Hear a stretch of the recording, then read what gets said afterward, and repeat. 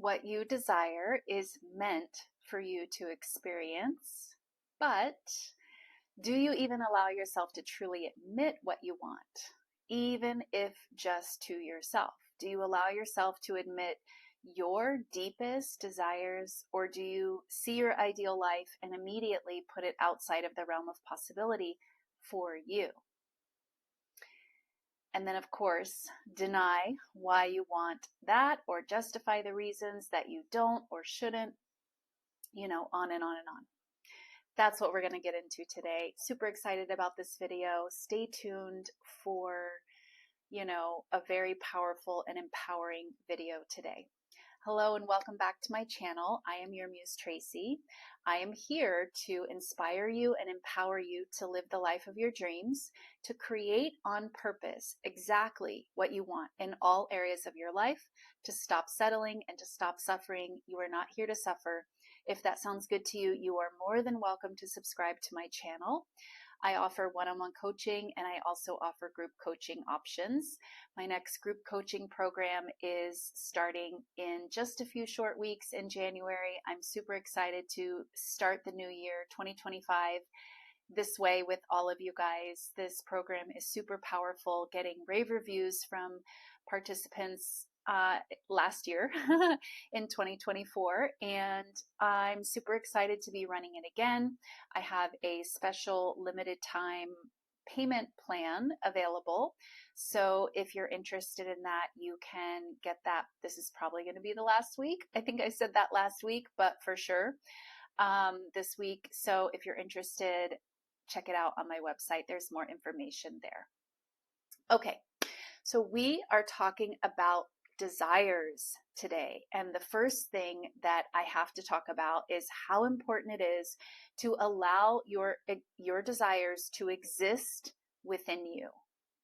And what I mean by that is stop squashing them, basically denying them. And this is a very common thing that we tend to do. But this is the first step in allowing yourself to embrace and nurture and allow your desires to exist within you, first just within you, right? And I'm not even asking you to go and tell anyone else about it. Admit to someone else that you want these things. I mean, you can eventually, hopefully, but first and foremost, you have to admit them to yourself. So it's so important, and, to allow them to exist and blossom and bloom within you, and to stop squashing them the very moment they are brought up within you, right? They rise up within you. Now I get why this happens. I first want to say I understand, and I used to do this too. This is a very natural instinct to not allow a desire that we simultaneously don't believe that we get to have or that we get to really experience. Because having a desire that we don't think is available to us is very painful.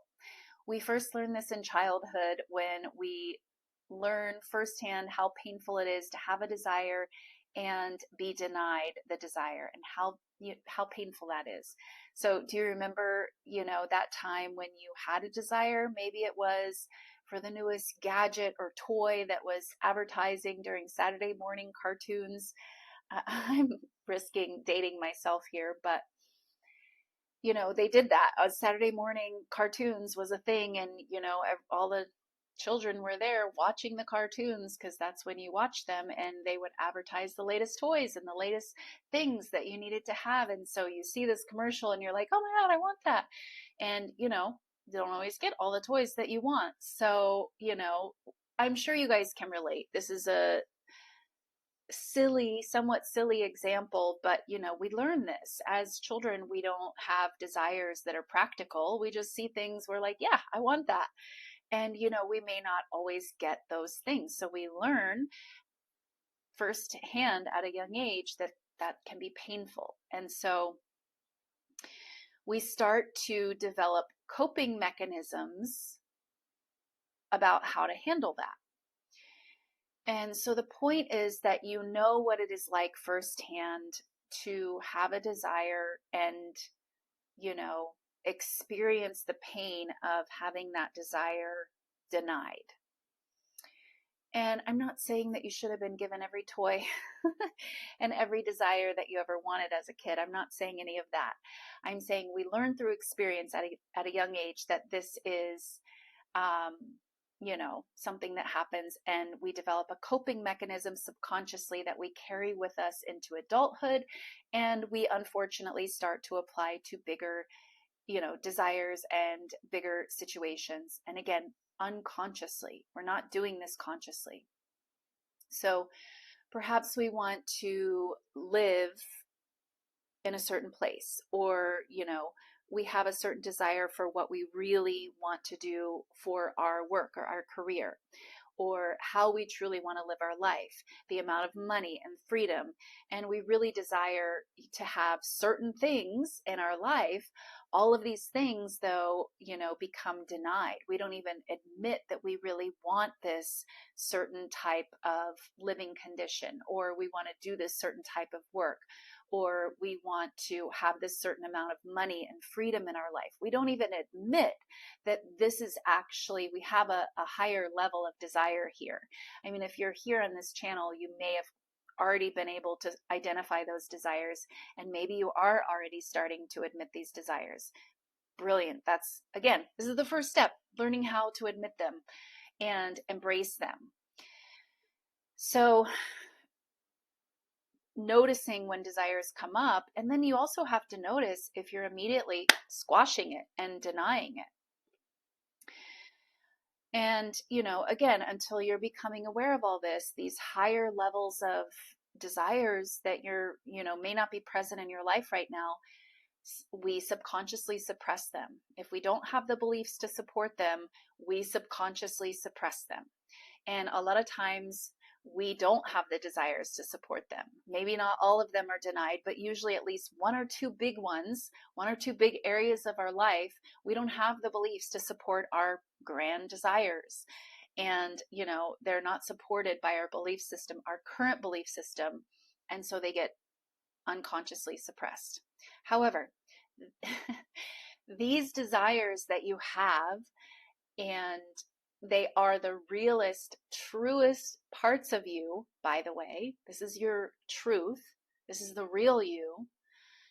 They are given to you specifically by your higher self and your soul for the purpose of shedding those layers of limitation, not for the purpose of suffering and settling for less and just denying your own desires. That is not the purpose, okay? Like I say in all my videos, all my intros, you're not here to suffer. You're not here to settle either for less than what you really want. You're not. Your desires, in other words, are meant for you to experience. They are meant for you. You don't desire something that is not meant for you to experience, by the way. This doesn't even make sense. You don't desire things that you're not meant to experience. So let me clarify, because some people think, oh, I desire this, this role or this specific person or this relationship or this amount of money. I desire this, but it's not happening. So maybe, something else is really meant for me. No, that's you trying to explain current circumstances, but current circumstances are only ever a result of your unconscious beliefs and programming and dominant thought patterns. So, but you think that there's some deeper meaning in the circumstances. No, the circumstances are reflecting you. So you don't have to read into some deeper meaning. There's no deeper meaning. And, you can't always trust circumstances. You can't really ever trust circumstances. Circumstances are a reflection. So you don't need to look at circumstances to find out what is meant for you. You find out what is meant for you by looking at your true desires. Your true desires are what is meant for you. Circumstances are oftentimes, more often than not, unconsciously created by you, okay? Until you really do the work of making the unconscious conscious and you start consciously creating your reality, circumstances are created by you unconsciously. So you don't need to go and look for the meaning. The meaning is your unconscious belief system. So your desires that are very often, very commonly bigger than your current belief system. Again, they're not for the purpose of you having a desire and, oh yeah, I want that, but that's not meant for me. No, that's not the purpose of your desires. The purpose is for you to shed those layers of limitation. They are a driving force. You know, desire is not the root of all evil. Desire is the driving force of all life. You can't even eat a meal without having a desire. So desire is the driving force of your life. It's like your roadmap. It's your compass. It's showing you where you go. Again, it is for the purpose of shedding those layers of limitations, for shedding those outdated ideas. It is not for the purpose of suffering or settling. So your desires are meant for you to experience. You don't desire something that is not meant for you to experience. That doesn't even make sense. And you can trust your desires completely. They are a roadmap. And just by starting to embrace your desires, admitting them is the first step, and then embracing them, and then understanding what beliefs you hold that contradict them, you will see the false truths that you hold within you. And then it is your job to start to do the work to change those limiting beliefs and rewrite those limiting beliefs. What better design system do you have to get to know yourself? Do you guys see how perfectly it's all, designed? Your higher self gives you the desire for more money or a better career. It inspires you. You have this idea within you of what you're really passionate about and what you really want to do. And simultaneously, you get this hit of like, yeah, but I don't get to do that. That's not for me. Other people can do it, but I don't get to do it. That's not real and true. That's your own limiting belief. And again, if you aren't aware of what's happening, you will buy into this limitation. But this is where I want to empower you guys to start to listen to your desire. You have a desire for that career that you're so passionate about for a reason. That is meant for you. Why would you have the desire for that if it's not meant for you? That doesn't make sense. Same thing with an amount of money, with an amount of freedom, lifestyle, the way you want to live. You don't have this desire to, have a more balanced work-life schedule where maybe you get more time off and more time to travel and more time to spend with your family. You don't have that desire because, yeah, but that's not for you. You don't get to have that. No, you have that desire so that you can embrace that desire. Understand that I have that desire for a reason. Not everybody has that desire. It's true. Not everybody has the same desire. So you recognize you have that desire, you embrace it, you understand you have it for a reason. What must the reason be? The reason must be that's how I'm meant to live. I'm meant to live in this more balanced lifestyle. I'm not meant to just live in a work, grind, do the job that you don't really love, slog it out, suffer through it. That's not meant for you. If that was meant for you, you would have a desire to do that. That would be your driving force, right? So pay attention to the driving force within you. That is your desire. You get to live that way. It's not that you have a desire that, that's just for other people. And I say this from firsthand experience because this is, how I used to experience it. I had this ideal, scenario, picture in my head. And immediately the thought was, but that's just for other people. No, so I understand, but you have to step out of that way of thinking and understand when you have a desire bubble up within you, and you will, of course you will, we all do. Again, it's the driving force of life. When you have that, pay attention, respect it, honor it. Don't question it. Why are you questioning your own desires? There's not somebody else that knows better what's good for you. You know what's best for you, and what's the highest and best for you. And anyway, those are given to you from your higher self, who is you, who has your best interest at heart. So learn how to trust your desires and understand, yeah, okay, right now I might have some limitations contradicting those. This is by design. This is my opportunity to look at those and to start to shed those layers. And this is exactly what I take you through in all of my coaching programs, because again, you are not here to suffer. You are not here to settle, like I say in all of my intros. You are here to live the life according to what you desire, what you specifically desire. This is your roadmap. This is your life plan. So what I really want you guys to take away from this is the true purpose and meaning of your desires. So the first step, and I said it in the very beginning, is you have to get good at admitting your own desires to yourself. Then you embrace them. Then you understand that right now it is very likely that you have some contradictory beliefs held within you. Because if you didn't, you would already be experiencing this, by the way. But you have some contradictory beliefs within you.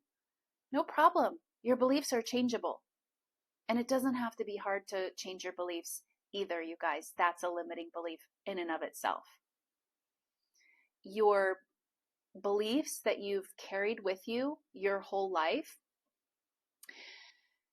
it's not the amount of time that you've carried the belief. I mean, to some degree, yes, but you only keep that belief around because you keep picking it up and bringing it to your now moment. And then you pick it up again and you bring it into your now moment. And then it goes back here. You pick it up again and you bring it into your now moment. So you don't have to do that. You can stop picking up that one and you can pick up a new one, pick up a different one and bring that one into your now moment. This is really the core of changing beliefs. It's not, mystical. It's a practice, a moment-to-moment practice, and knowing your power, knowing that you get to choose your beliefs, and committing to every time you see that old belief, I'm going to do this one. I'm going to pick up this one. I'm going to bring that one here. That's it. It's just a moment-to-moment decision and commitment to yourself. And it doesn't have to be hard. All right, you guys, that's it for this one. I will see you in the next video. Bye.